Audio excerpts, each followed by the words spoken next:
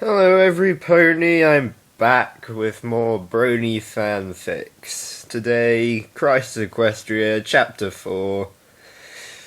Let's do this! Chapter 4, Inconvenience. Let me get this straight, Flathoof sighed as he held the bridge of his nose with a hoof. You want to leave your friends here to tidy up your new home because you want to go to the database holdings and somehow think I won't be coming with you. That's right, nodded Twilight. I figure it would be a good idea to start looking for work as soon as possible. I think I was a librarian back home, so I'd wager I'd be just as good at it here.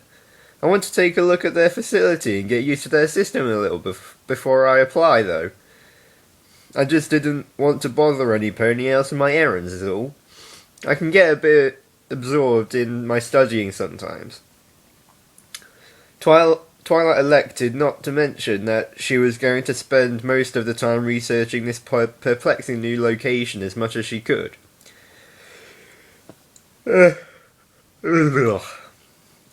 Sorry. What little she could gather from talking with Flathoof and likely soon Lockwood was not enough to quench her curiosity, nor enough to make her think she knew what she'd need to know and to get her and her friends home. She had planned to take as long as she needed, but hadn't accounted for requiring an escort. Well, that is all well and good, Miss Sparkle. I commend you for taking some initiative in looking for employment. I can't just let you go by yourself. Nope, Flathoof said with sternness. Yeah.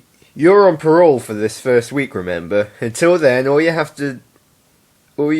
of you have to remain in my custody. So if you want to visit the library, you'll have to wait until every pony here is done, so you can all go. Twilight frowned. Oh, I was hoping to get a head start on it. Truthfully, she wanted to do it with as few distractions as possible. If she were allowed to get... why am I yawning? I'm not even that tired, I just woke up. If she were allowed to get in the zone and start to research by herself without any interference from her friends, not that she did not appreciate their company, but they could prove bothersome when she needed to study at times. She hoped she would be able to get plenty of information in very little time, but I understand. Now, Flathoof, Lockwood interrupted. Surely you don't intend on keeping this young lady from trying to make her way in the world, do you? Flathoof narrowed his eyes at his friend. Snooping as usual, Lockwood. This isn't something you can help with, old pal. This is my duty as parole officer, and I have to keep them all in my sight. As much as I'd like to think I can trust them. You and I both know... God damn it, I keep yawning. You and I both know well enough that first impressions can prove false. I know it's a 2 or 3 pony job, but I can't expect any other officer to jump at the opportunity to babysit a bunch of new citizens. Not that I trust many of them to do the job anyway, or not to try anything fishy.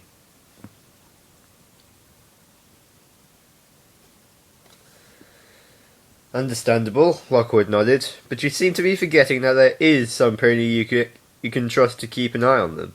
You, Flathoof deadpanned. Of course, Lockwood grinned. Who do you think I meant? Some random passerby? Lockwood, this isn't a game, Flathoof sighed. I know you like to help and all, but rules are rules, and as much as the other officers wouldn't have a problem breaking them, I do. I've got a reputation to uphold. Besides, it's going against my own morals. Didn't you break some rules in getting us through all this? Twilight asked with genuine curiosity. Break? Nope, Flathoof said as he nervously tugged at his collar. Lockwood, Lockwood said much the same about the tax system as Lockwood said much of the same about the tax system as I can say about the NPPD regulations. We've got so many loopholes and workabouts that, well, a pony with knowledge of how it works can probably get around a few roadblocks here and there if he saw fit. That's how Snapshot got your form through so quickly. She knows just the right boxes to fill and marks to make. Precisely my reasoning, my boy, Lockwood nudged at his friend. Oh, God. I really should edit these videos, but I really don't have the time, nor can I be bothered. Precisely my reasoning, my boy, Lockwood nudged his friend. Surely there is something you can conjure up to let some pony you trust be an additional caretaker for these lovely young ladies. Unless you were planning on keeping them all to yourself. And Lockwood's grin widened. Twilight Sparkle turned a bright red. What? Flathoof, already red in coat, would have turned redder had that not been the case. Hey now, don't accuse me of that kind of... you sly pony, you. I should have figured out from the get-go, Lockwood taunted. Why, Flathoof, I am surprised. Didn't think you had it in you after all these years. Suddenly you fancy yourself a lady stallion, and saw the opportunity to flaunt yourself in front of Enough! Flathoof coughed. Fine, what did you have in mind? If it'll shut you up with these ridiculous ideas of yours. Like I said, there must be some sort of workabout to allow a non-officer to be an extra caretaker for your parolees. I'm certain there are plenty of ponies on the force that would abuse that kind of rule to pass off responsibility to another pony and get out of work while still getting paid. You'd be doing it for a more noble reason, lightening the load of entrusting some of your responsibilities to a friend you can trust, while you assist one of your parolees in her endeavour to improve her situation. Well, Flathoof said in thought, I suppose I could list you as a third-party caretaker. It wouldn't really be questioned either, seeing as... oh, God damn it. Ugh. It wouldn't really be questioned either, seeing as you're the landlord and all. Fine, have it your way. Excellent, Lockwood nodded, closing his eyes in satisfaction. I'll have to contact the station, Flathoof sighed. Give me a few... I'll be just over here. And he motioned to the nearby window. Need to make sure I get a good signal. Right, of course, Lockwood smirked. After Flathoof walked just a ways away, Twilight turned to Lockwood and nodded with much courtesy. Thank you, both of you. I don't know what we'd do without your help. We were all in a rather dire straits, and no pony else in this city. Say no more, my dear, Lockwood nodded. Believe me when I say I know just how unhelpful most of the citizens can be. We're a rare breed.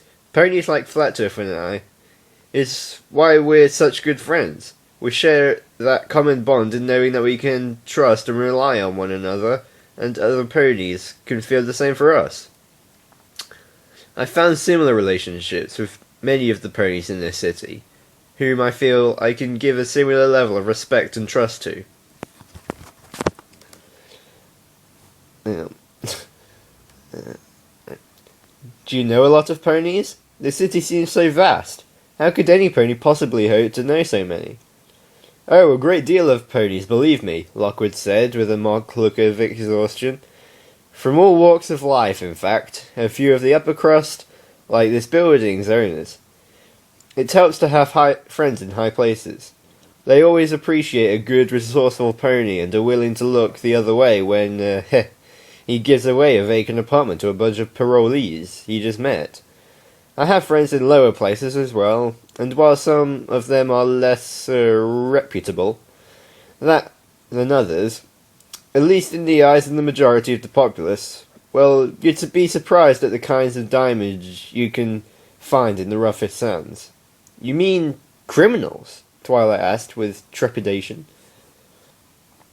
Oh, no, he quickly dismissed with a rapid wave of a hoof. Well, yes, technically, some of my friends would be considered criminals by the system, but I assure you that their crimes are not harmful in any way to any pony in any meaningful or personal sense. No murderers or thieves or anything like that, though. I believe that goes without saying. But yes, they're guilty of some crimes against our wonderful, and then he stops. And here, the distinct sneer in his lips was more than a little obvious. Little city's government. You could say their crimes are trying to do as I do, helping others, by getting around the way the city's backwards and sideways and upside down laws work. But we can discuss that another time. Here comes Flathoof. Don't mention my other friends to him. He would not approve. You understand. Right. Twilight nervously nodded. Oh, God. This is not gonna go well.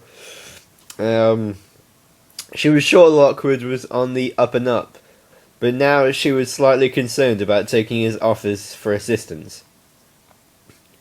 It wouldn't get them in any more trouble, would it? No, surely not. After all, he was clearly some pony who worked around the system often himself, and he was still considered respectable enough that he was close friends with a high-ranking police officer, right?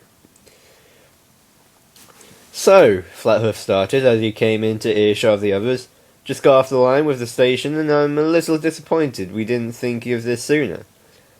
I could have asked Snapshot to take care of it, and it'd be in the system by the top of the hour. She got off duty maybe an hour ago or so. Silly girl forgot to punch out again. Had to ask one of the night shift workers instead. He'll fill it out and get it done. Even the night shift knows how not to shirk on orders given from the higher-ups. But I'm slightly concerned about it being done right. I'll have to call Snapshot tomorrow and have her go over it to make sure it got filed properly. God damn it. Heat yawning.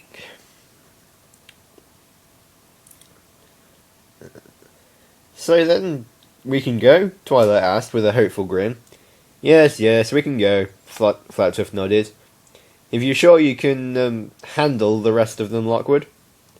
Lockwood looked into the apartment and smiled as he saw Rarity helping Fluttershy dust some of the cabinets. And then Pinkie Pie tripped over a rug and dropped several dusty mats she'd been carrying all over the room, spreading dust over every pony and everything. Rarity squealed in horrified disgust and began to scold her, and Fluttershy looked like she was ready to cry. Lockwood's eye twitched. I don't think it would be too much trouble. Flathoof chuckled. I hope you know what you're getting yourself into, old friend. Come then, Miss Sparkle. We'll leave my good-mannered companion to tend with his new found flock. The pair turned, but was stopped by a voice behind them. Now hang on just a doggone minute, Applejack stepped in. If you are taking a little stroll, perhaps you wouldn't mind if I joined you. Join us? Twilight blinked. We're going to the library, Applejack. It's not a place you'd usually volunteer to go, if you don't mind my saying. Applejack narrowed her eyes. You're saying I ain't got no book smarts, Twi? Twilight looked at Applejack with complete sincerity. Do you really want me to answer that question? Applejack gave an aggravated sigh. Never mind, and shook her head. I'm just worried about you going out by yourself, Twi. I'm not alone. I've got Flathoof with me. Twilight smiled. No need to worry, or... Applejack stomped her hoof and gave Twilight a look. I know that. I just want to keep an eye on you, that's all. And to be honest, I don't think I can take much more of Rarity's complaining about the dust and the dirt. All that. If she starts whining, I might blow a gasket. Twilight raised an eyebrow, slowly beginning to get the idea that it might be better not to argue. Oh, well, okay then, if that's okay with you, Officer Flathoof. I don't know why it wouldn't be, Flathoof nodded. Very well then, come along. I suppose we could use the company. Thank you kindly. Applejack smiled. With a grueling walk back down the stairs, the trio left the southeast point and made their way down to the...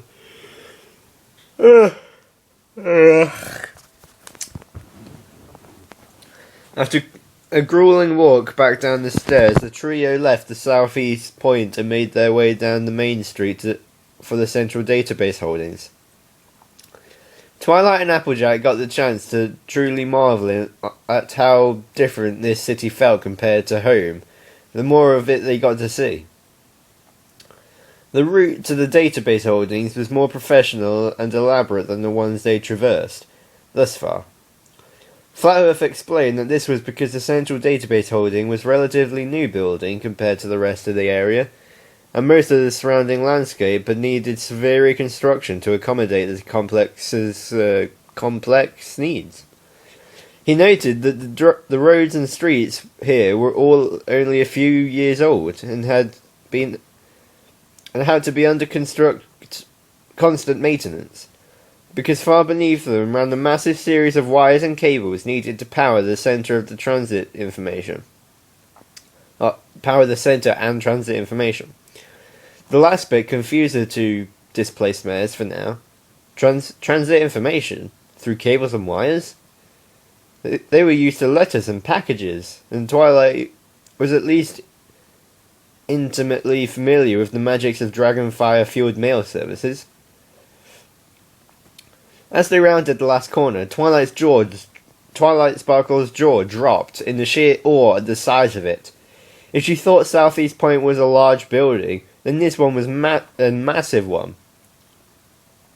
It wasn't as tall, certainly, but it was significantly wider. Twilight was certain its dimensions were enough that the building itself was probably as big as the entire town of Ponyville. It was black and grey with pulsing neon blue lights that highlighted the contours of the building's design. From the edges of the structure to the indents that dotted it and signified something that they were not sure of.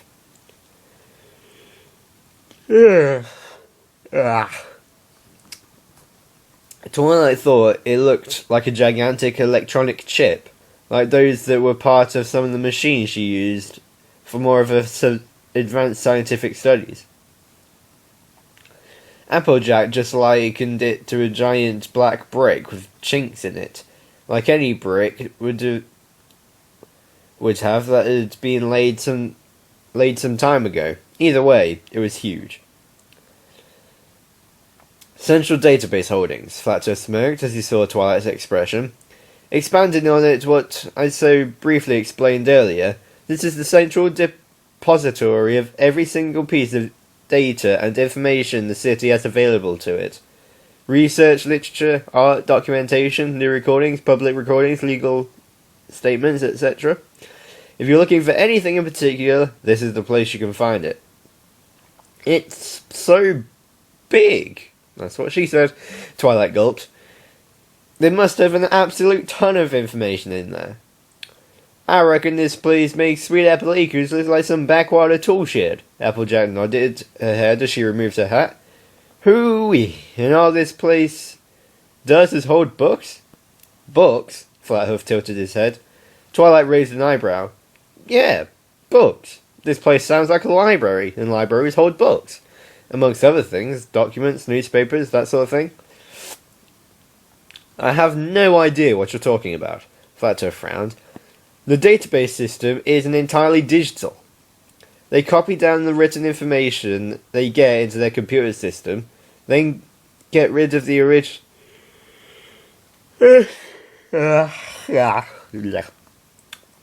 then get rid of the then get rid of the original forms or whatever. Most ponies don't even bother writing things on paper anymore. Besides, documentation forms, since NPRD insists on making things difficult. Twilight turned white. They don't have books here? They don't have books here, Applejack. And she started shaking her friend. They don't have books! Whoa there, Sugar Cube. Applejack pushed Twilight off of her.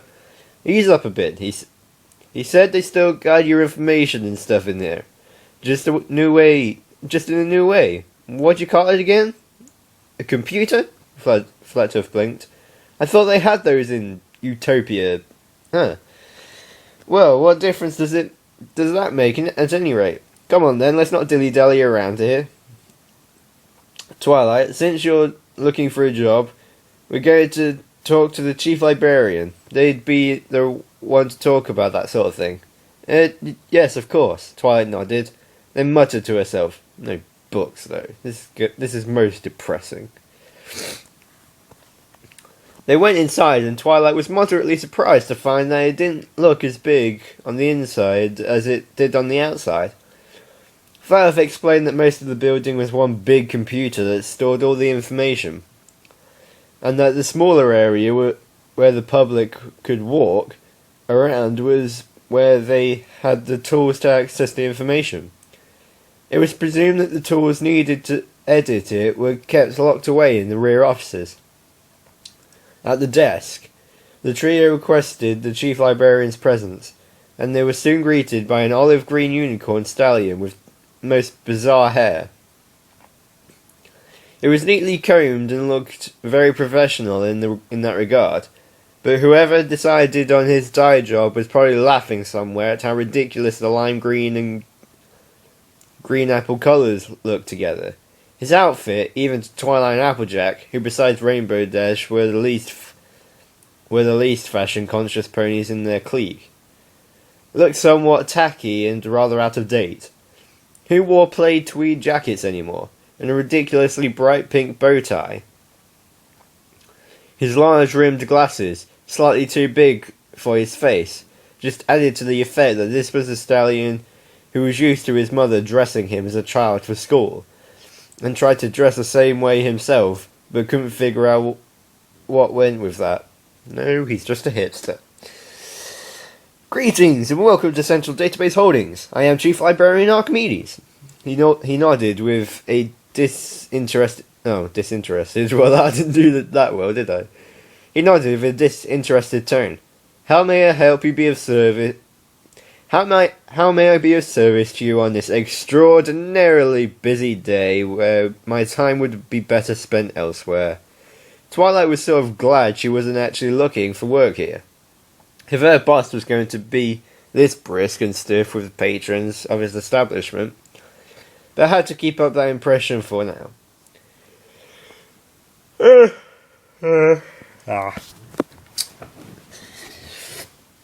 yeah, I found it. Yes, I'm new in town and was looking for some kind of opening position, if you have one available. Our job openings are always limitless because no pony wants to work in a stuffy office.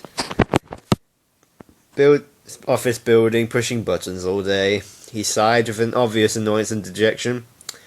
When there are more exciting jobs out there, like rent-a-cop or garbage stallion or window cleaner, who has time to bother sorting through all the information in the city, or the things that we have to send to every pony else that keeps them running? Yes, heaven forbid any pony would want to help with that. At any rate, do you have any qualifications? I worked at the, and Twilight hastily tried to think of the name of her library. Of her library, as well as the school library in Canterlot. Utopian Central Library. Yes, Utopian Central Library. In Utopia. Because that's where I'm from, she added with a nervous, awkward smile. Utopia, huh? He raised an eyebrow.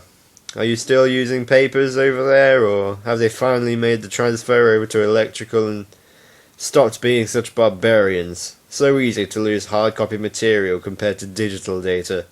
We have backups of our backups of our backups. Yo, dog, I heard you like backups. And everything is encoded so precisely that only those with the authority to access the information could possibly hope to do so in the first place. But I digress. What types of materials are you familiar with? We use hard copy materials, yes. Twilight nodded. But I'm... Well, that's all well and fine. You can learn. It's not that difficult of a transition. You're actually learning to use something easier. None of the decimal system garbage I'm certain you're accustomed to. But I consider your application, though. I'll have to see how quickly you can adjust to using our database. I don't need another brain dead lout on my staff. Not after the last idiot nearly deleted half the city's registry when I asked him to change the name of the folder. First, though, tell me, why are you being escorted by a police officer? She's on parole, Flathoof nodded. New in town, didn't have identification, you know how it is. Quite, Archimedes frowned. I suppose I shouldn't question why you were allowed past the gate without identification. Oh well, not a problem. Doesn't sound like anything that might threaten my life or my work, so long as that issue has been solved, as I think I can assume it has been. Now then, if you don't mind, Miss... I didn't get your name, my apologies. Twilight Sparkle, she nodded. Miss Sparkle here is going to need to come with me to provide background information and prove her capabilities. Dreadfully sorry, but I can't allow any pony else into the database hub. We have a strict policy, and if I go making exceptions here, then I may as well...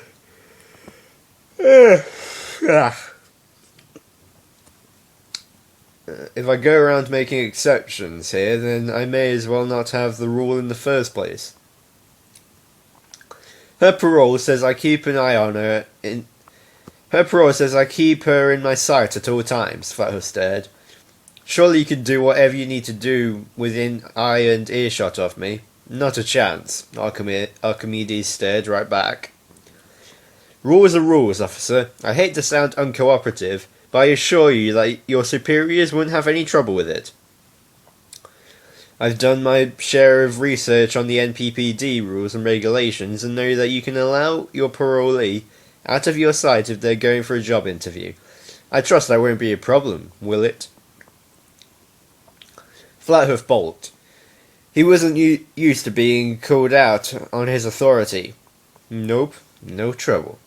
You make a valid point, very well. Carry on, but I suppose then you also know there's a time limit imposed on... Yes. We have an hour before you come barging in and barking orders, the librarian huffed. Blasted NPPD, always trying to rush things along. No appreciation for the art of progress at all. I'll be sure to return her to you in plenty of time, officer. Twilight gave a sort of a pleading look to Applejack, who shrugged as she wished her luck. Twilight was not at all pleased with the prospect of trying to do her research in a totally new medium, and now she'd tried to waste time for her first hour of allotted time pretending to be here for a job interview or trying to learn a new system from scratch. She still couldn't believe they didn't have books here. How could one replace books entirely? Reading lines on a screen couldn't possibly replace the sensation of reading out of a good paperback. Well, she'll be fine for now, I guess, Flathoof huffed. Clearly miffed by having his feathers ruffled by a pony that could be described as rude. Today has just been not working out so well. I need a cup of coffee. He looked around and saw the library's mini coffee shop. Luckily, mostly empty around this time of night, and headed over to it. Come along then, Applejack. I'll buy you a cup too. We might be here a while. Right. Applejack nodded. I thought y'all said she was only going to be an hour. Yes, but I suspect Miss Sparkle will likely want to do some private work on her own as well. And I think I can trust her not to go running off and leaving you. If she gets the job, she'll need to know more than just the basics. And even if she doesn't, she'll want to look into other records and such and try and find another job similar to her talents. I'll leave her to her studies. She seemed to want to do it alone anyhow. Well, I suppose. Flathoof ordered 2 small coffees and took them over to a table in the corner, where he and Applejack had taken seats. Applejack sipped her coffee slowly at first. It didn't taste bad, certainly. Then again, it didn't taste good either. A bland and flavourless, yet at the very least palpable drink. Quite unlike the time she remembered Applebloom waking up early and making coffee for Applejack and Big Macintosh. Her stomach turned at the thought of it. Whatever that little filly's cutie mark ended up being, it was not going to have anything to do with coffee. No, this coffee certainly wasn't bad. Right, sorry about that. My freaking alarm went off and stopped my recording. That's fantastic. Right, where were we? No, this is certainly not good. Applejack felt a sense of emptiness as she drank it, noting how good it also wasn't. They hadn't been here in this new place for very long, but already she was feeling extremely homesick the more she thought about what she didn't have here. Applejack seemed a little nervous about being alone with Flathoof, even if that had sort of been her idea all along. Something about him, and she hated admitting it to herself, piqued her interest, and it was more than just his honesty and hard-working mentality. When they'd been together in that elevator back at the station, she'd been squeezed next to him a bit too closely, and there was just a certain aroma that reminded her of home. Nothing like apples or soil or the open air. The city didn't have those things anyway, but the scent was still somehow familiar in a way. It smelled of soot and metal and fire and hard labour. But where would he get such a smell working out here in a city like this? The police station certainly lacked any of those things. Some of us knew each other before Twilight moved to Ponyville, Applejack stated, knowing there was no... Oh, flipping, I missed a paragraph. I'm glad to get to spend some time with one of you one-on-one, Flathoof broke the silence. Trying to focus on 6 ponies at once has been proving rather challenging. I can never decide which of you I should focus my attention on. You're all so different. How is it you all came to be such close friends? Well, some of us knew each other before Twilight moved to Ponyville. Oh dear, she said Ponyville. Applejack started, knowing that there was no point not mentioning Ponyville anymore. She couldn't bring herself up to say Utopia unless it was absolutely necessary, and Flathoof had at the very least humoured her somewhat. But we all got to know each other better when she did. She's kinda like our, glue. She brought us all together. She elected not to mention the entire Nightmare Moon incident and the Elements of Harmony bit. There might be time for that some other day, but for now it seemed a waste of time trying to explain something that Flathoof would likely never believe. I suppose I can understand that, Flathoof nodded. Lockwood has been much the same for me. I can't count the number of ponies I've met and had a good relations with, thanks to his involvement. I think that's his special talent, to be honest, building up these little social networks of his. He's good friends with my family, too. My mother just adores him. She tries so hard to get him to visit more often. Y'all got a family here? Applejack asked, apart from herself, and with the exception of Rarity's little sister. She had never known any pony to have close relations with their families anymore. Pinkie Pie at least had a believable excuse, while with one sister being a famous musician and the other being, well, Pinkie Pie said that the subject was really hush-hush. What that meant, no pony had ever even the slightest hint of an idea, though they had all had their suspicions. Of course I've got family, Flathoof said with a confused look. What, they don't have those back in Utopia either? Applejack frowned a little. That's not what I meant. I mean, my friends never say a word about their families. I was beginning to think I was the only one who had that kind of closeness. So, you have family back home? Flathoof asked with a large gulp of coffee. I do, Applejack sighed. I miss them. Flathoof smiled warmly. The way I look at it, your family is always with you, no matter how far away you are. Even if it's across the world, they'll always support you, right? Applejack nodded with a small smile. I suppose I just worry about them so. What are they like? Any brothers? Sisters? One older brother, Macintosh we call him. Big Macintosh, 'cause he's, well, big.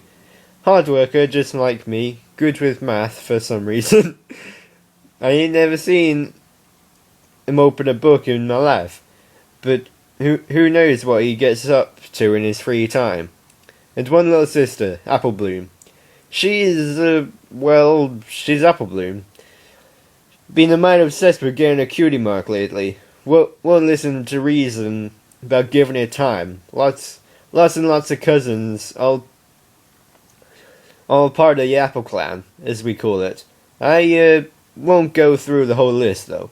Grandmother, Granny Smith, she's getting along okay, but me and Big Macintosh are worried she don't have long. Parents? Applejack's face took a severely dejected, painful look for a moment. I don't like to talk about that, if you don't mind. I apologize, Flathoof frowned. If I brought up any bad memory. Don't worry about it, none. She shook her head. How about you? What's your family like? Mine, Flathoof blinked. He hadn't expected any pony to be curious about him. Well, I've got my mother and father, Shortcake and Stouthoof. 2 younger brothers, Thickhoof and Shorthoof, and 1 sister, Pattycake. Pattycake. Funny name. The stallions on my father's side have all been foundry workers and for generations. And as my father says, the hoof line has always been attracted to the great chefs. So that's what my family's mares have almost all tended to be. He nodded with a broad grin. Yeah. Very traditional, you understand. I'm a bit of a black sheep, if you will. First stallion in over 12 generations not to work in the foundry. Nearly broke my poor father's heart. What's a foundry? Applejack scratched her head. It's a major factory centre in the Midwest.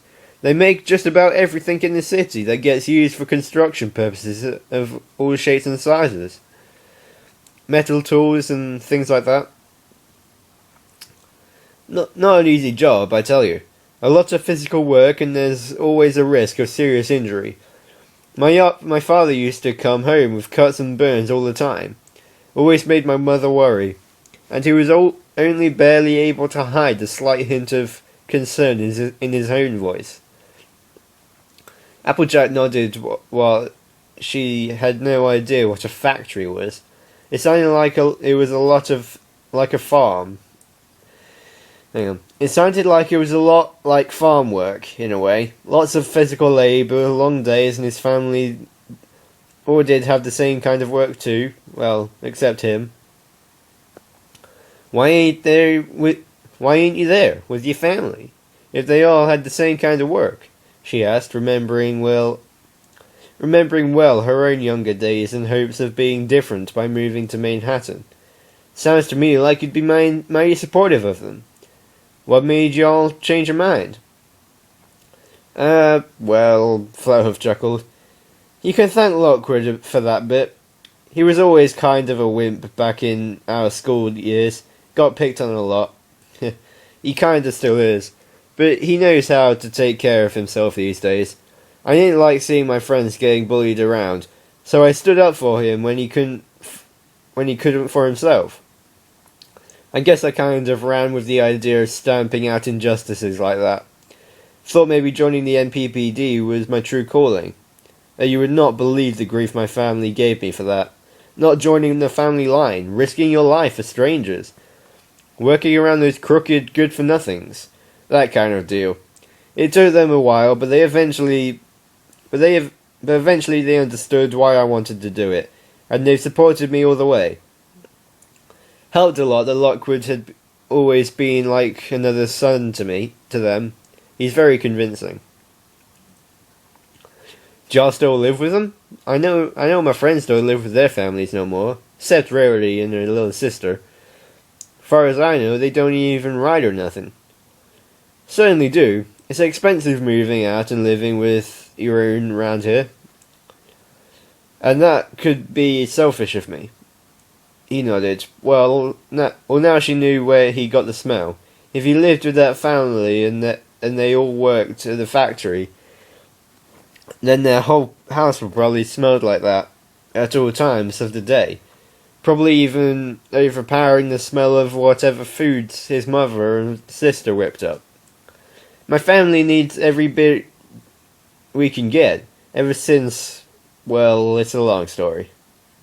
We got time, Sugar Cube. Applejack smiled slightly, blushing at accidentally calling him by the pet name she gives to all her friends. Where'd that come from? Well, my brother, Thickhoof, got injured on the job about 3 years ago, when I was still just a rookie on the force. Lost the use of his hind legs. Has to use braces to get around these days. He tried to hide the dejected sadness by explaining the whole thing. I've had to work extra shifts for 3 years, most of my family too, just to pay his medical bills and make up for the tax payments that he still has to meet. But can't since he doesn't have work. Lockwood has been a big help, getting us breaks whenever we can. Like I said, my mother adores him. Keeps trying to hook him up with my sister, even though the two of them don't see eye to eye. And here he gave a little laugh. She's too big and loud for the poor guy. He's like a more graceful type, I think. Applejack frowned. I'm sorry to hear about your brother. I know I worry about things like that all the time. My brother got hurt a year ago. Nothing big. But not to keep him out of work for a week. And I was a wreck. And I was just a wreck, not counting having to double my workload to make up for it. I kept worrying, what if he don't get better? I pushed myself a little too hard just to prove I could do the work of both of us if that ever happened. So you all work on your farm together then? What kind of food do you grow? Is it any good? You betcha. Applejack smiled. Best darn apple crop in all of Equestria, if I do say so myself. Not to toot my own horn or anything. Not little Apple Bloom, though. She is so dead set on not working on the farm with the rest of the family. But she don't mean nothing by it. I felt the same when I was her age. Younger, even. I want her to find her own way in life, even if it's far away. I'll admit I've always kind of wanted to try real food someday, he said with a smile. I'm kind of disappointed you didn't bring anything with you. Real? What does that mean? Applejack raised an eyebrow. Well, Pandemonium and the surrounding areas aren't exactly the best agricultural centres, he chuckled. I mean, we live in a small covered city of metal and cement, surrounded by a totally barren wasteland that we so creatively named the Wasteland, since it's the only one in Equestria. So we make synthetic food. Well, the dollar company does anyway. Applejack eyed her coffee. If it wasn't real coffee? Surely she had admitted it tasted a little funny. But she's chalked up that just being an odd brew, not it being fake. What? Why do y'all used to make this stuff? Ponies, Applejack. What? Yeah. Applejack eyed her coffee. It wasn't real coffee. Sure, she admitted it tasted a little funny, but she chalked that up to it being an odd brew, not it being a fake. What do y'all use to make this stuff? Ponies. Applejack turned white and was glad she hadn't been drinking the stuff at the exact moment, but was horrified that she'd already finished half her cup. Sorry, just a joke. I've got to remember you girls don't really have much of a sense of humour like we Pandemonians do. The whole Dollar Green is ponies thing is just a rumour. I've seen their facility myself many times. Really. Come on now, Applejack, you gotta relax. If you're going to hang around Lockwood for any amount of time, you're going to have to get used to some of his jokes. He's much better, or worse, I guess, depending on your point of view, about it than I am. He's just got a super serious tone of voice to sound so perfect. Right, she gulped as she nervously eyed her coffee, deciding right then and there not to take another sip, just in case. Heh. What a silly thought, using ponies as food. As the two of them continued to talk, neither took much notice of a green unicorn mare, sitting several tables away, hurriedly scribbling in a notebook. Ugh. Back at the southeast point, cleaning had gotten underway in the new household of the 6 displaced mares. For the time being, Lockwood had stepped out to settle a matter of a few floors up. Something about a leak he had to calm down the tenant while the superintendent made the climb. So the 4 ponies left in the room had plenty of time to get some cleaning done by themselves.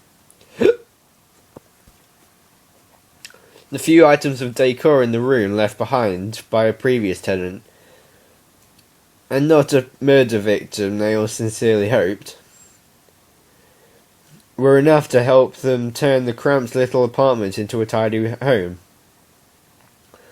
Not particularly fancy or wondrous, but clean and presentable enough that it would serve them as long as it was needed. Easy now, just a little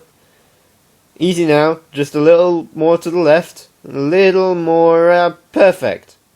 Wonderful work, darling, Rarity praised as Fluttershy helped her straighten a cleaned set of curtains over the window. It was so good of you. It was so good to have an extra pair of delicate hooves like yours, my dear. Thank you, Fluttershy blushed. It's nothing much. On the contrary, darling. With your help, we'll have this place looking spick and span in no time. And then we can begin decorating for the party, right? Right? Pinky blurted. Oh boy, I wonder when we can go start shopping for streamers. And Rarity interrupted quite suddenly. Pinkie Pie, dear. That really is neither here nor there at this point. I think we should focus more on getting everything all cleaned up, and get some rest, and maybe think about the party tomorrow, Besides, we don't have any money for supplies like that just yet, and I'd feel rather awful to ask for any more handouts from our generous friends. Oh, Pinky frowned, but no buts, please. I know how much you want to get a party organised, but that's not our most important task at the moment. Don't worry, we'll get to it eventually, darling, just not now. I'd like to have everything tidied up before Twilight and Applejack return. Speaking of tidying up, Fluttershy frowned. Do you think Mr. Lockwood was serious about this place being, the scene of a... I really don't know what to think, Rarity sighed. It certainly did seem like he was sincerely joking, but... Oh, fiddlesticks, Pinkie Pie waved dismissively. Even if he wasn't joking, what does it matter anyway? None of us did it, right? And she looked at Fluttershy with mock accusation, making the Pegasus hunker back a little bit. What does it matter? Well, for one, we're sleeping in a place where some... Well, for what? What does it matter? Well, for one, you're sleeping in a place where some pony didn't just die, they were killed, Rarity said sternly. Doesn't that bother you, even the slightest? Well, it's a bit strange, but it's not like I... And second, she interrupted to continue her tirade, I don't know. Don't you think it's a little bad taste to be decorating a place where some pony lost their life? Would you view it to spray confetti all over the exact same spot that spot they laid when they stopped living? Am I disrespectful, don't you think? Hey, you're the one decorating, Pinky pointed an accusing hoof, Miss Prissy Pants. Not me. But you wanted to get things set up for a party, Rarity blurted. I'm just dusting and cleaning, not trying to rearrange the furniture or anything. Well, yeah, okay, you've got a point, Pinky frowned. But still, do you really think Mr. Lockwood would give us a place like that? I mean, really? Well, no, I suppose I do believe he was joking, Rarity nodded with a nervous smile. Even it was kind of tactless. Good heavens, Rainbow Dash, what are you doing? Rainbow Dash was busy dusting up a frenzy in their small kitchen area that Rarity hadn't gotten to yet. The dust wasn't at all coming out neatly. Her haphazard method was just spreading the dust around rather than cleaning it up. I'm trying to clean up over here. What does it look like I'm doing? It looks like you're taking a few big messes and turning them into a whole lot of smaller ones, Rarity scolded. I know you rarely have to clean up at your own home, my dear, what with it being made of clouds and all, but it isn't the same thing. Cleaning a regular home takes some level of focus and care.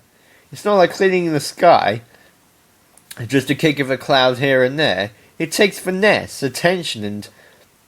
Pfft, what does it even matter anyway? Rainbow rolled her eyes. It's not like we're going to be here for that long, right? Why bother with doing all your fancying up? Regardless of how long we're here, this is our home for now, and it wouldn't be right to... This isn't our home. This isn't our home, Rarity, Rainbow glared. Have a little faith in Twilight for a change. She'll figure out something and we'll be back home in a jiffy. Are you implying I don't have confidence in Twilight? Rarity glared right back at him. I have this thing where I always confuse Rainbow Dash to be a guy. It's really annoying. It didn't even say him or her there. I just put that in. It's an automatic thing. Are you implying I don't have confidence in Twilight? Rarity glared right back. I'm merely preparing for the off chance that whatever solution she discovers isn't just going to immediately whisk us away and take us back to where we belong. I'd just like to get a party all set up for our super new nice friends, Pinkie Pie chimed in. Even if we go home tomorrow, it wouldn't feel right not treating Mr. Flathoof and Lockwood to one of my parties. They've been so nice to us. Oh, I bet they'd love again and spin the... How many times are we going to tell you this, Pinkie Pie? This is not a time for a party, Rarity turned on the pink earth pony. We can worry about that some other time when we all get settled, and... There you go again, assuming that we have to get settled, Rainbow pointed an accusing hoof. You're acting like even if Twilight finds something that'll get us home, we'll be here long enough that we may as well treat it like our home away from home. Yes, Rarity interrupted. What exactly is your objection to being practical, Rainbow Dash? If Celestia forbid, we end up being here for a while, wouldn't it make sense to at least be comfortable? It's not that I'm not being practical. It's that I want to work with the thought that Twilight will come through and we'll be home by tomorrow morning. I want to have faith in my friends to figure this all out. As she planted her hoof sternly, I could ask the opposite. Why are you so determined to think the worst of the situation? Me? I'm just trying to make sure that if the worst does happen, we don't get caught without a backup plan. Twilight would want the same thing, so don't accuse me of not having faith in her. I have absolute confidence in her. I'm just trying to fill in the blanks here and make sure we're prepared in case things don't work out like we want them to. I'm sure Twilight will come through just fine, Pinky interjected. She's always been super reliable in the past, right? Well, I mean, except for the time with the parasprites, and that was all my work that fixed everything. And then I guess there was the time with the Hydra and stuff. That was all me again. Oh, never mind. I was going to suggest the time we all went to Appaloosa and stuff, but that was all my idea that ended up being the real solution, again. So you're saying we should look to you for answers in this case, Pinkie Pie? Rainbow narrowed her eyes. Because last I checked, you were more concerned with throwing a party than with trying to get us home. Well, Pinkie thought aloud, ignoring Rainbow's obvious frustration. I just can't think of a good way to fix all this. I'm only used to travelling around our own little world. I'm not going around to other ones. It's not really my field of expertise. This sounds like something Twilight would be really good at. Besides, as she frowned, what's wrong with throwing a party, huh? Don't be such a grumpy McGrumpus, Dashi. You're throwing off my groove. Don't get started on her, Rainbow Dash, Rarity huffed. She's just trying to make this whole experience more pleasant for all of us. And to thank our new friends. And that's another thing, Rainbow blurted. You guys are also trusting of these two ponies who helped us for practically no reason whatsoever except to be nice. It all seems pretty suspicious to me. What if they're in cahoots and up to something, trying to take advantage of us? And you think I'm the one assuming the worst? Rarity humphed. Listen to you. You're making it sound like no pony would ever even think of being kind to a stranger in need. I know a thing or two about generosity, my dear, and I recognize sincerity when I see it. We owe those two gracious stallions an awful lot of thanks. And here you are assuming they're trying to, well, do something unpleasant. I don't know exactly what you had in mind, nor do I want to. Yeah, I bet you wouldn't, Rainbow glared. How are you, Fluttershy? Tell me at least you have some suspicions about them. They both seem nice, Fluttershy smiled lightly. I can tell when a pony is really being kind to me, or if it's just an act. Rarity's right, they don't seem like bad ponies at all. Ugh, whatever, Fluttershy huffed as she swept a pile of dust onto the kitchen rug. If it'll shut you all up a little bit, I'll just back to my cleaning on my own. Oh dear, you're not really going to just sweep that all under the rug, are you? Rarity grimaced. Good heavens, that's counterproductivity at its finest. Here, let me help you. Phew, Fluttershy puffed. If you don't mind me, girls, I'm going to take a step out for some fresh air. Fluttershy stepped out into the hall and gave a dejected sigh. She was glad the argument had settled down before it got any worse. She hadn't wanted to share her own fears and tribulations about the whole situation. Truth be told, she was actually glad to hear that she wasn't the only one frightened at the prospect of being stuck here forever. She sincerely hoped that Twilight Sparkle would come through. She knew she would, but how long would that take? How long would they be here? In her focus, she almost did not notice the janitor busily sweeping past her and heading up the stairs. Oh my, excuse me, she peeped. I think you dropped something. She trotted over and picked up a notebook that the janitor had misplaced. As she delivered it, she couldn't help but notice that what was in the notebook. What was that drawing of her? She was used to that kind of treatment even back home. She had been a model, after all.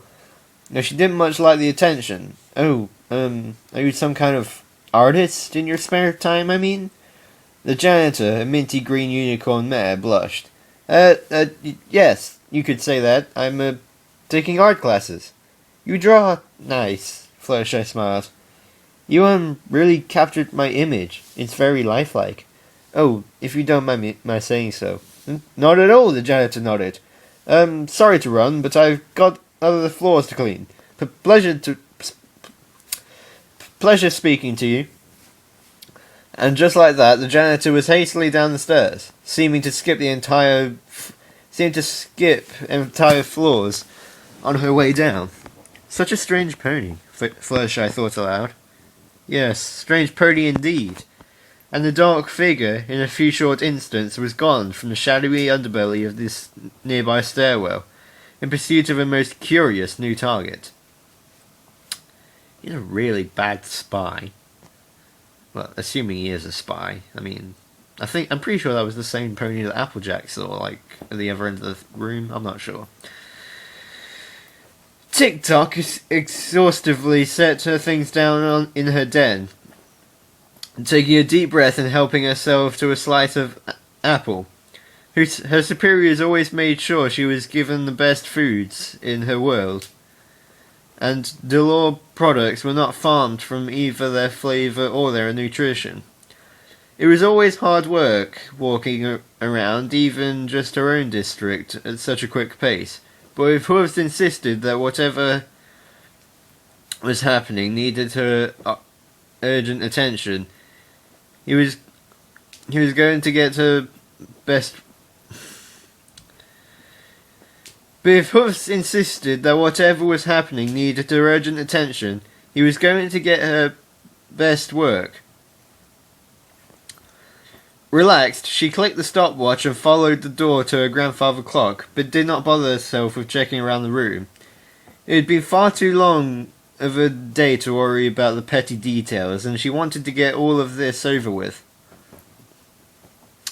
As she closed the door behind her, she noticed that it didn't click just right, almost like something had been jammed into it. No matter, she hopefully wouldn't be in here long, and she'd fix it when she was finished. Briskly trotting over to her communication screen, she clicked a few buttons here and there to open up her emergency channel. That's where Hooves would most likely prefer to be contacted, given the situation. And would certainly be the channel he was monitoring the most. As expected, he did not take long to answer. His visage appeared on the other end of the monitor. And while he didn't look particularly distressed, Tick-Tock could tell that he had been most busy these past several hours. It was nearing daybreak in her own world, and likely in his as well. Had he been up all night? Tick-Tock, thank goodness, Hooves grinned from the other end, rubbing his eyes. Things have been holding up pretty well over here for the past few hours, but I have my doubts it will stay that way for long. Something is definitely the matter on my end, and I'm hoping that you're going to find out what, or rather, who. So, who were they, Please tell me you have some good news. Well, I'll try not to let them see me right away, Tick-Tock explained as she fumbled with her bag. Oh, that was her. For some reason I thought Snapshot was the Chronomancer and she got killed. So, yeah, it's been a while since I last read. Well, I tried to. So, as she fumbled with her bag to find her notepad, I figured if I just came right out and started spouting all the timey-wimey rubbish, they'd just panic or get confused. And I certainly don't want to get their hopes up or anything just yet. They're not going home for probably a month anyway, yeah? If they start getting anxious, they're liable to break character and start sounding crazy. It might make it more difficult to get them sent home later on. Tick-Tock shuffled through her sketchbook and opened it to the last page first. On it was a rough but surprisingly accurate sketch of an earth pony with curly, bouncy hair and a cutie mark of 3 balloons. TikTok noted in the margins that the pony was pink, very pink. This first one, they called her Pinkie Pie, I believe. Very energetic, kind of eccentric, seemed to know a lot more than she let on. None of the others really paid much attention to it. Kept talking about getting a party set up. Bugger all if I know. Bugger all if I know why. I detected some very odd energies from her. Almost void-like, but not really that. And they didn't seem like harmful energies, whatever they were. I'll have to keep my eye on this one, I guess. Wouldn't want some sort of negative reaction when we send her back through, yeah? Hooves tapped her hoof to his chin. She looks familiar, but I can't put my hoof on it just yet. Just keep going, I'll think of it. Who's next? Another page turn. This time it was a dainty-looking unicorn with curly, well-groomed mane and tail. 3 diamonds making her cutie mark. TikTok noted she was white with a purple mane. They called her Rarity, and she was a little overbearing, very prim, very proper, very tidy. Seemed the most practical of those 4. Wanted to get settled in case they couldn't get home anytime soon. Another page flip.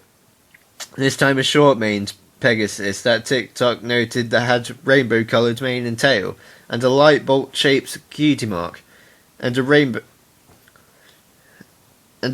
dash.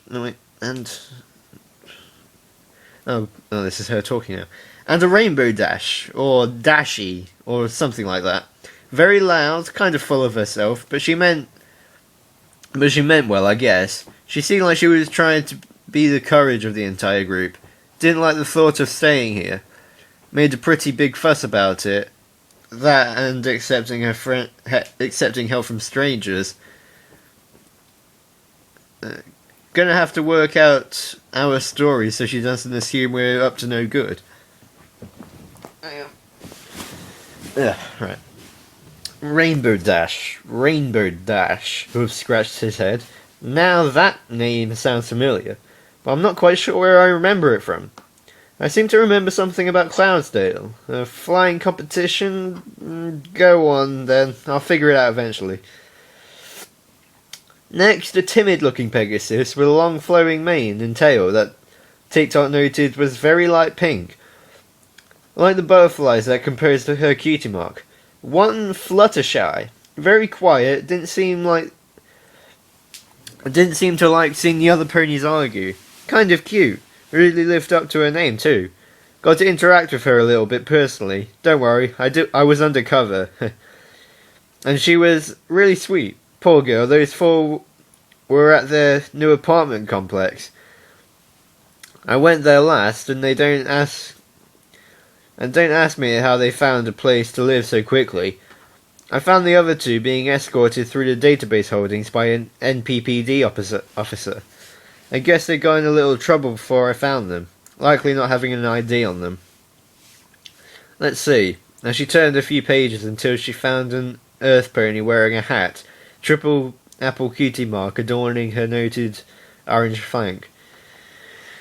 Applejack. She looked like she was fitting in pretty nicely here so far. Seemed to take a liking to their escort, I suppose. I didn't want to arouse any suspicion, so I kept my distance from them. Just sat at a table nearby. Mentioned working on a farm back home. Sweet Apple Acres? And the last one.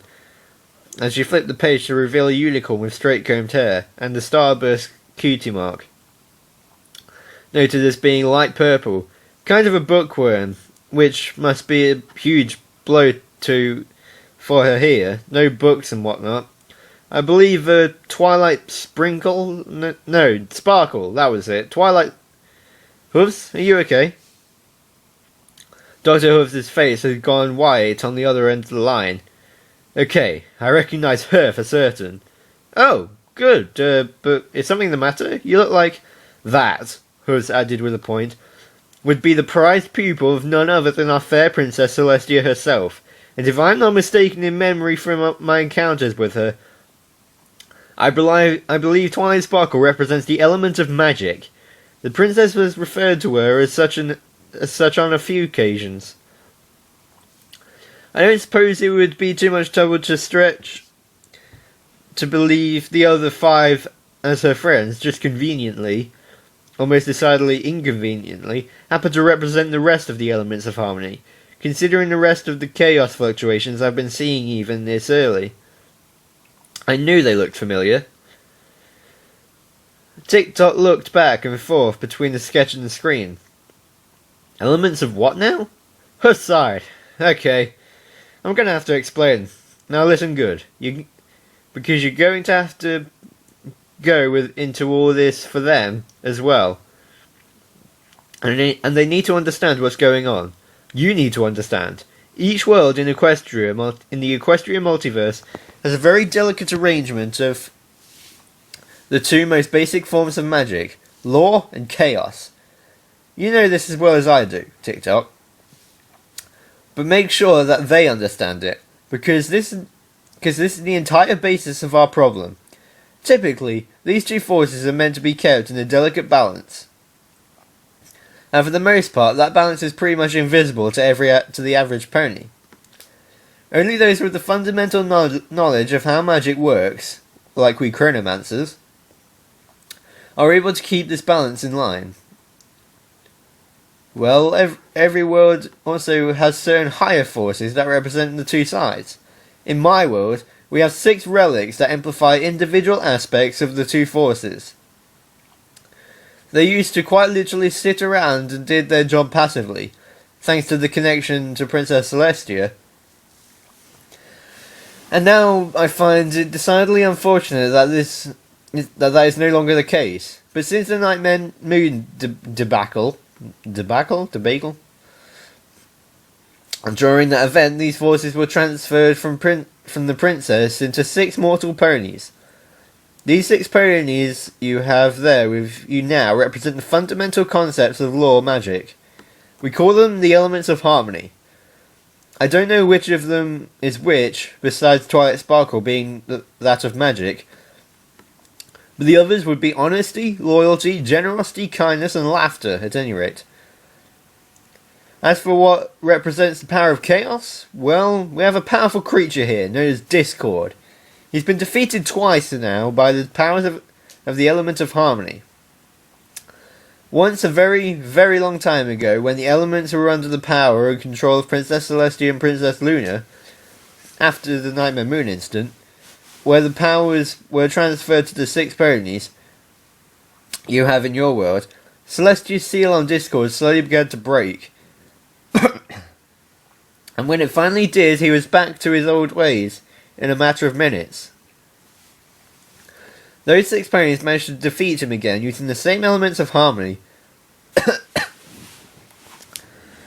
But now the seal was powered by their connection to the elements, such as the same as it had been before with Celestia. That's where our problem lies. When Twilight Sparkle and her friends were displaced from our world to yours, their seal on Discord apparently has begun to weaken, almost immediately.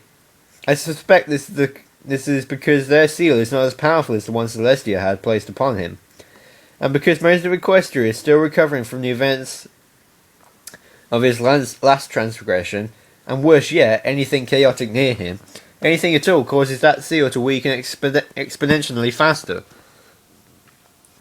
Luckily, Celestia put his statue somewhere where you won't be exposed to too much of that kind of thing. But I fear that won't last long. Even under his seal, he's beginning to generate chaos magic at a rather steady rate, and it won't be long before the seal cracks entirely. At my rate of estimation, and has clicked at his stopwatch a few times, the seal may break within the next 4 weeks.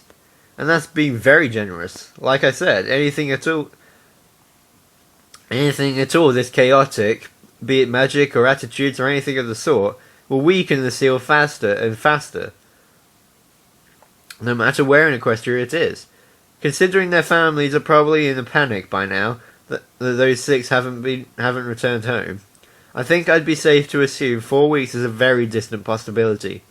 I'd say realistically, you're looking at 3. I can't stress this enough, TikTok. Those ponies need to get home, and fast. We can't afford to wait around for a month until you start getting natural portals back again. We need you to make an artificial one.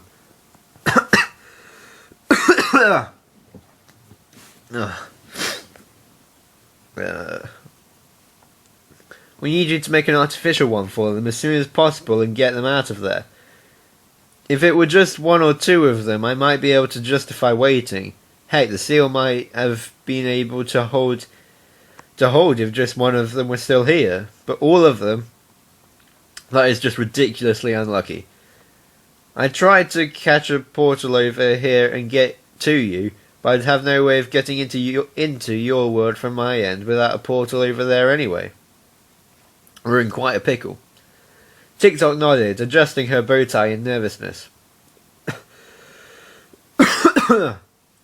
What kind of options do we have? Well, you'd need a phenomenal amount of magical power to tear open a portal manually.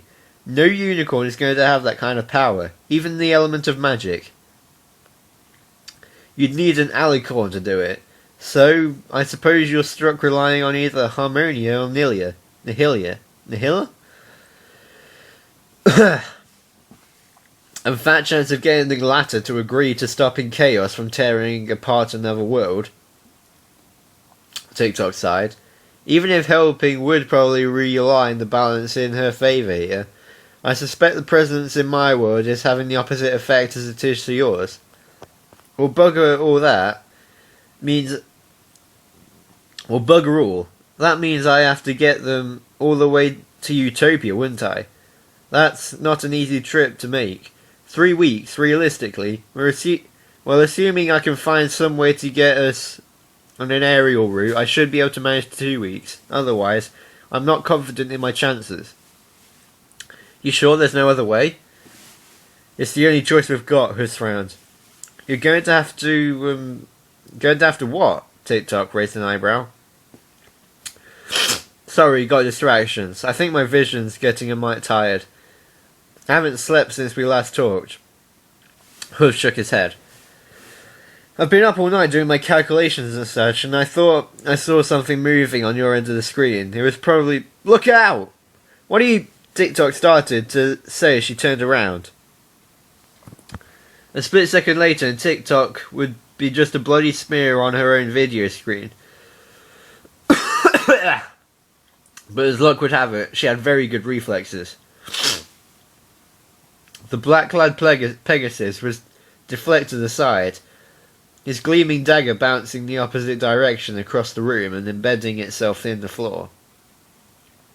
TikTok breathed anxiously. She had felt the blade just nick her nose, and could actually feel blood begin to slowly clot there.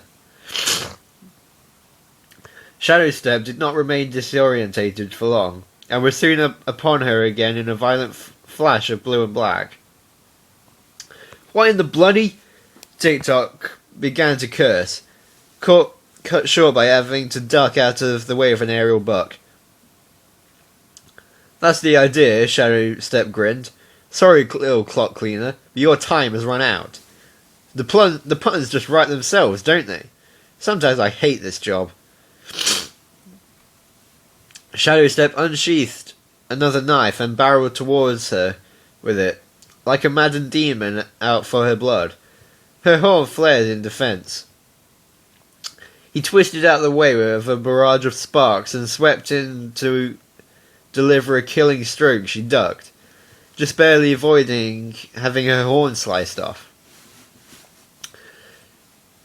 She had quickly jabbed her head upwards. That makes no sense. She had quickly jabbed her head upwards with a fierce magical push through her horn, sending him rocketing towards the low ceiling. He slammed into it hard, but he seemed less concerned with the minor pain and more pleasured with her resolve. With a little crack of his neck, he licked his lips. She was lively. It made him more excited to snuff out that spark. "You've got some fight in you," he growled. I haven't had to work for a kill in ages, darling. You're making this fun again. I'll make your death something exciting as a reward. How does that sound? You picked the wrong pony to mess with, you bleeding lunatic," she called out as she deflected another charge. "Who are you? Why are you trying to kill me?" I'd go into it, but why haste my breath? You're just going to be a messy afterthought in a few mere moments, I'd wager. He rushed at her again, and this time spat his dagger, just as she charged her spell. Her eyes widened in panic. She had to block quicker than expected. The dagger reflected away, distracting her enough for him to move. This distracted her enough for him to move like lightning, and though he was without his weapon, it wasn't necessary. He tackled her.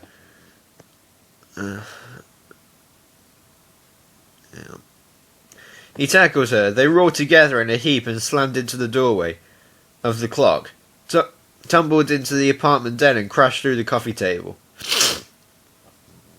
Tick-Tock winced as her head busted through one of the table legs.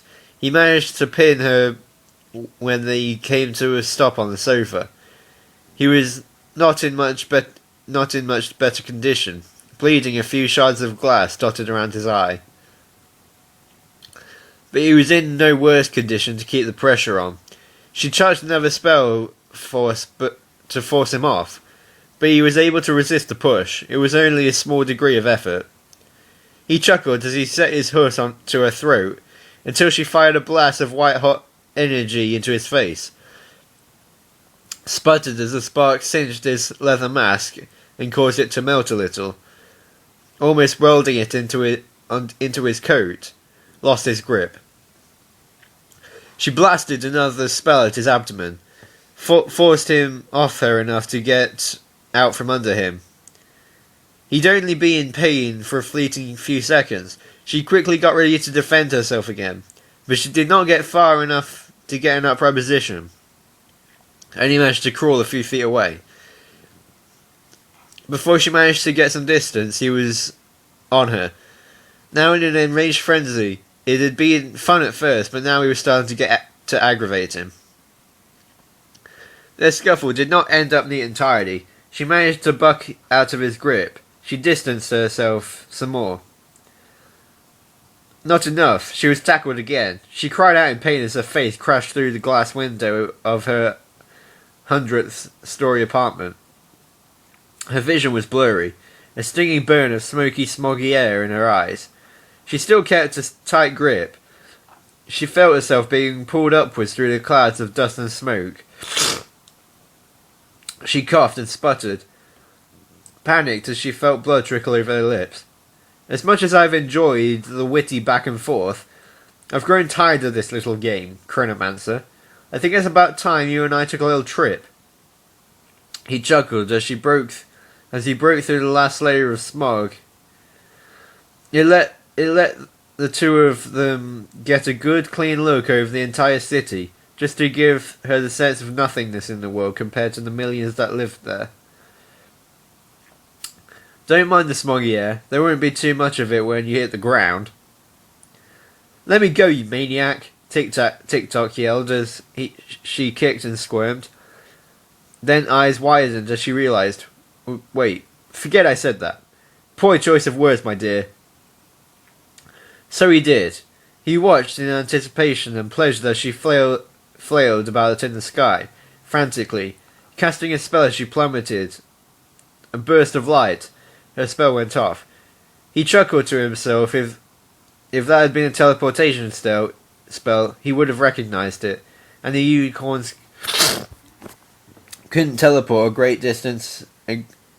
of a distance anyhow. No, a totally different spell there. And whatever it had, it had clearly not worked. In just a few seconds, she'd be a greasy pile on the pavement far below. He cracked his neck and flexed his wings. Some slight pain in here and there, but nothing serious. And took the brief time up here above the smog to take a brisk breath of the much cleaner air, cleaning early morning air. Perfect. Shadowstep flapped his wings and slowed his descent as he came to the ground level of the city. It was a pretty lucky point that the flying straight down led into a tiny alleyway, and not the roof of some many-storied apartment complex. She might have survived that fall if she were lucky, but oh no, not all the way to the ground level. It wouldn't matter where else she'd landed, the street, an alleyway, whatever, so long as he could confirm the kill. He looked about in the alley and tried to find some sort of hint of her landing spot. Assuming she didn't accidentally hit any flying Pegasi on the way down, or nick a building edge, or a clothesline or something, she should be right here.